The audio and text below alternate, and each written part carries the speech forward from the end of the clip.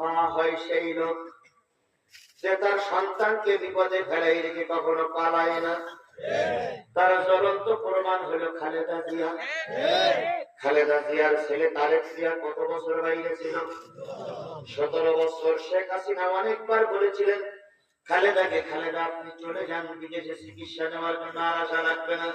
খালেদা জিয়া আপোষের নেত্রী স্পষ্ট করে বলেছিল, এই দেশ আমার, আমার নতুন কোন মামুর বাড়ি নাই, সুতরাং মরলে এই দেশে মরবো, বাঁচলে এই দেশে মরবো, কারোর চোখ রাঙানির ভয়ে আমি পালাইয়ে যাব না, কারণ দেশের মানুষ আমার সন্তান। খালেদা জিয়া পালালো না, আর তুমি এত বড় ভালো লোক ছিল, আমরা পালাই না।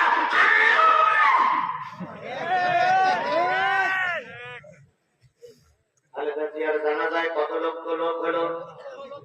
20 লক্ষের মতন লোক হয়েছে, কম বেশি হতে পারে।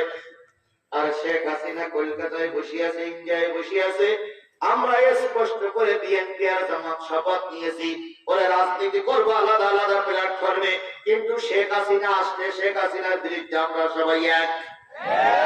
এই রাতে যারা সায়া দেবে না তারা বাংলার মুনাফিক, এই রাতে যারা সায়া দেবে না তারা বাংলাদেশের গাদ্দারের বাচ্চা গাদ্দার।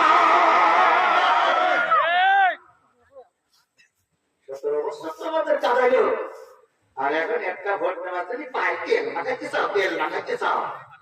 এলাকার পায়ে তেল মাখাইতে চাও, জাতি সব দেখতেছে, কথা বলে ঠিক না বেঠিক? প্রতিটা জিনিসের হিসাব জনগণ নেবেই। তবে সাধারণ আওয়ামী লীগ যারা আছেন, সাধারণ হিন্দু ভাইরা যারা আছেন, তাদের পরে আমাদের কোনো ক্ষোভ নাই, তাদের পরে আমাদের কোনো আক্রোশ নাই, কারণ আপনারা বুঝতেন না। অমুসলিম ভাইরা জোর করে তাদেরকে সাপোর্ট দেওয়া হয়েছে, অমুসলিম ভাইদের পরে আমাদের কোনো অভিযোগ নাই।